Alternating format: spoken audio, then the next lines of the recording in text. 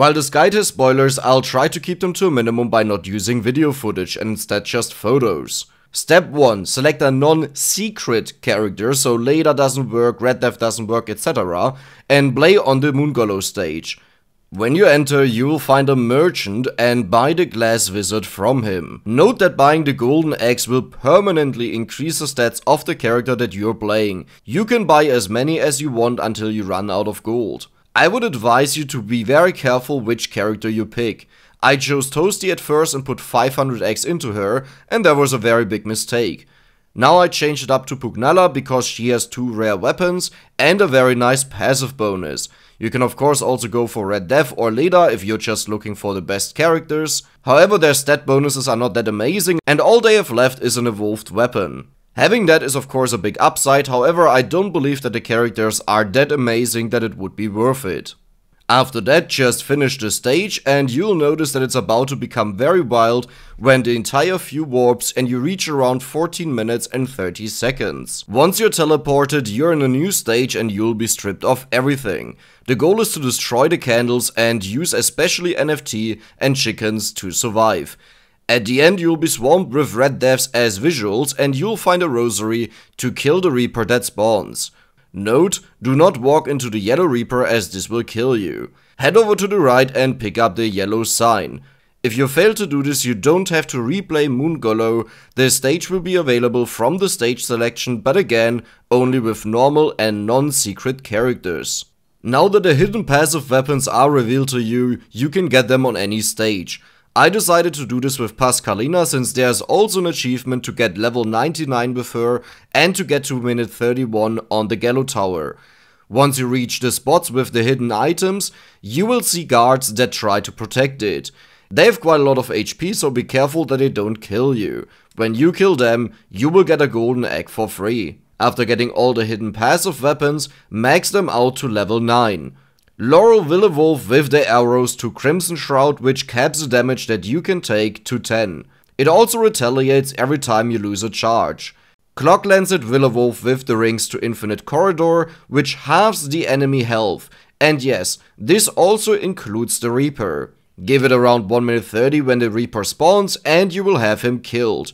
Killing the Reaper will destroy all the other Reapers on the stage and the killed Reaper will give you 5 golden eggs worth 50k. After that, a white or silver Reaper will spawn and he will just decimate you. He can't take damage, he will go through your Laurel Shield and he doesn't care about invulnerability frames. This is officially game over. After you're done, you should have 2 Arcana unlocked, 2 secret characters and a banish. For the 3rd secret character, you have to play on Mad Forest. I advise you to press escape and activate show guides at the bottom right. You have to collect Skullomaniac and Pomarola from the stage. It is also said that it's enough to just get them from level ups and max them out. In addition, you need to have collected a total of 100 floor chickens in your entire game time. So don't worry, it's not in the current run, just in your entire playtime. Once you picked up Skullomaniac and Pomarola, and note you can also just discard them, you don't have to pick them, a boss will spawn at a set location. A trail of cakes will direct you towards him, however you don't have to pick them up. I would advise to not look for him and just wait until he reaches you. The earlier you pick up the Skullomaniac and the Pomarola, the earlier he spawns and the easier it becomes. The boss is quite tough, but once defeated, you will hear the unlock sound that usually plays in the game, and you're done. Okay. Do I need... I killed him! I unlocked the character! Like, I'm pretty sure I unlocked him now. And now, 2 quick tips. The character that you just unlocked has exactly negative 110% projectile speed. If you buy the projectile speed power up for gold, but only once, he will have exactly negative 100% projectile speed. This creates a hilarious interaction where projectiles simply do not move around anymore. They just stand wherever they are spawned. What happens with Cross, by the way?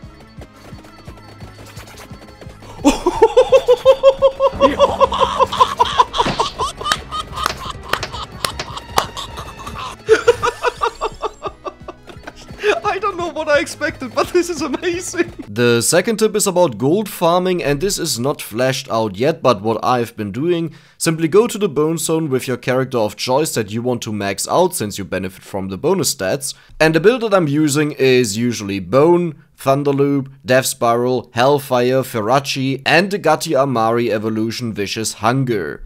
The passive weapons are Empty Tome, Candelabrador, Stone Mask, Duplicator, Spinach, Tiragisu, and then I pick up the Silver Ring for additional area. There are a couple of complications with this, but you quickly get used to them. The first one being that you need Ferachi at minute 10, but the Stalker also spawns, so you have to survive. And the actual risk is that when you have other weapons maxed out, they might evolve instead of Ferachi. Don't do this. The second one is you need to get awake from the second chest, at least if you want additional Ferachi beams, so keep your rerolls that you can get the Arcana that you actually want. The two questions that you might have in your mind right now is if a freeze build would work, since one of the Arcana gives explosions to freezes and Clock Lancet is insanely good, and at least in my experience it was not worth it. It either performed the same or less, so it's more effort but for the same or worse result. And I couldn't find a replacement for Ferachi, which means you need at least the Gold Fever Arcana as the first one and Awake as the second one. That leaves you with only one Arcana spot left, and you can't take both of the Freeze Arcana, which make them severely worse. And the third one is, the next evolution is Gatti Amari. The way I usually do it is I just get every weapon to level 7, except for Gatti Amari to level 8, and once evolved it will start picking up the experience, but now you only need 3 more levels. If done right on your first couple runs, you might not get that much gold because, well, your character is still weak, so expect around 100 to 150k, but as you can see this very quickly ramps up and it won't take too long until you see numbers beyond 1 million gold per run. If there's enough interest, I'll make a full guide on how to farm gold on the Bone Zone, at least the way I do it right now. I'm usually hesitant making guides on things I'm not sure yet, and I simply haven't tried out everything that you could possibly do in this update, but I'm fairly confident that while it might not be the best method, it's a very good one. So before you start getting stressed out over not having enough gold and losing all of your hair, just let me know and I will do a guide.